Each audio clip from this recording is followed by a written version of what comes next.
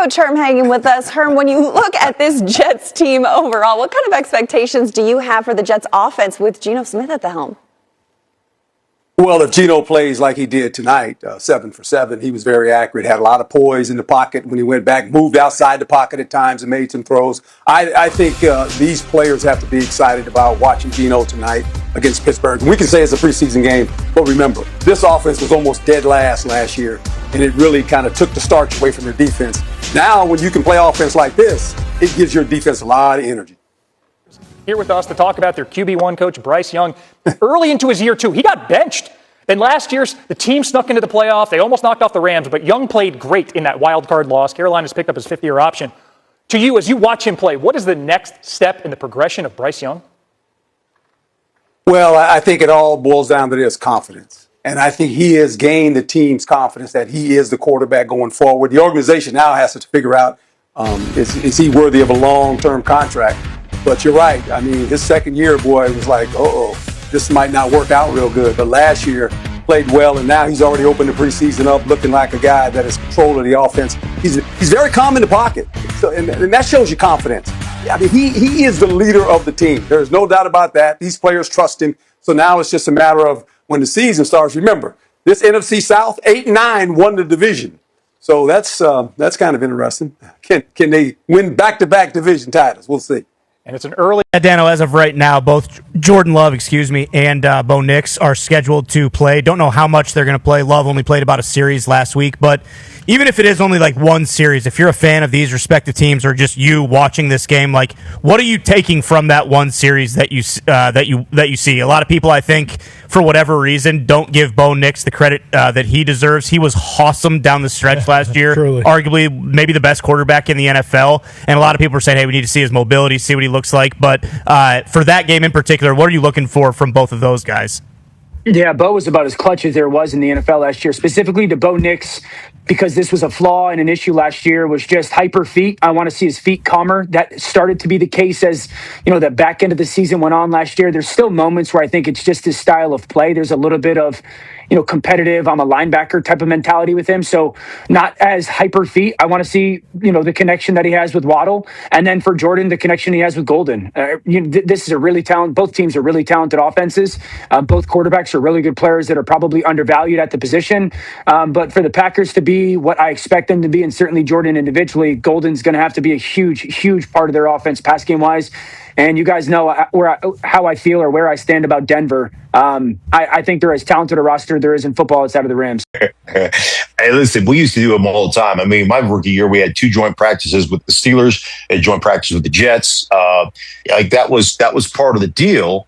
And it's great work. But everybody's going to talk smack and stuff, but we didn't have a bunch of just flat out brawls. Every now and again, you get the little pushing match, but I always think it's exceptional work. It's always nice to go against somebody else. And it represents the game a lot closer than you just do in practice. So I think there's definite value to it.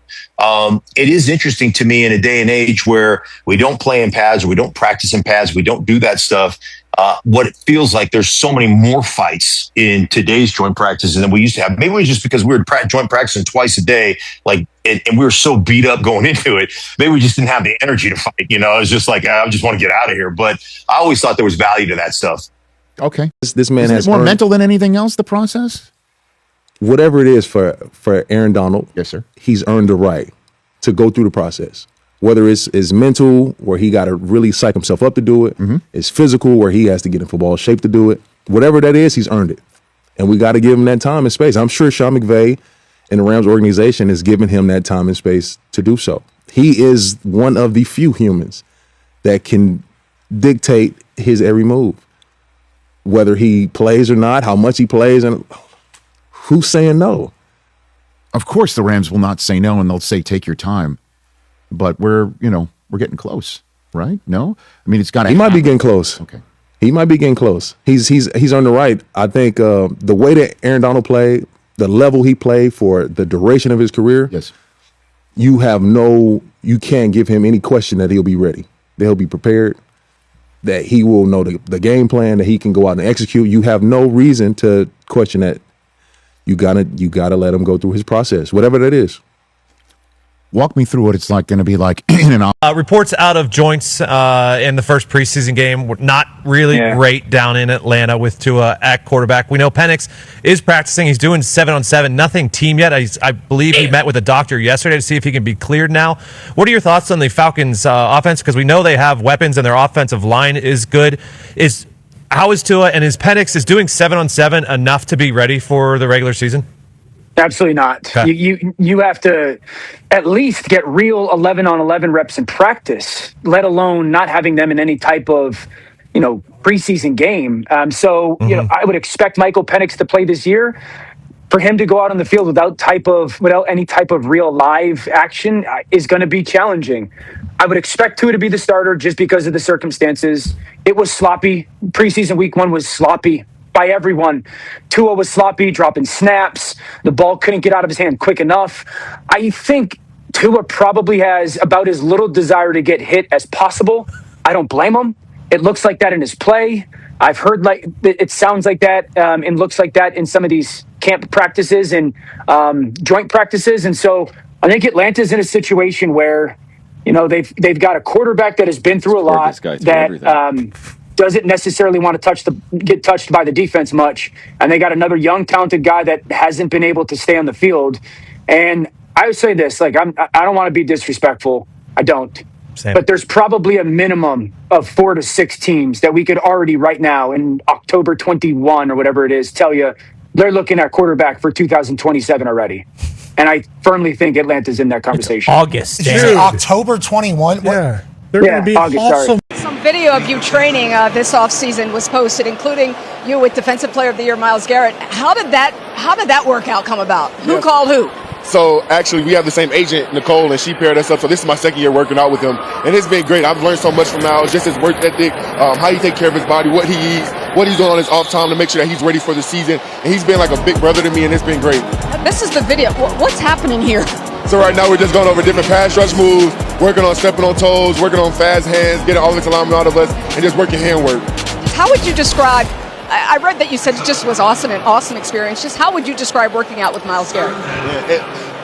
It's like a once-in-a-lifetime opportunity, but I get to do it every offseason, so it's fun. And I learned so much from him. He's a really great guy, man, a really great human being, and I can't say enough good words about him. Sure, you've had a chance over these last few years to call playoff games, a bunch of them, including 2 last year. And by the end of that last one in the snow in Foxborough, he looked shaken. He looked to have lost confidence. I don't know that to be the case, but that's what it appeared to be.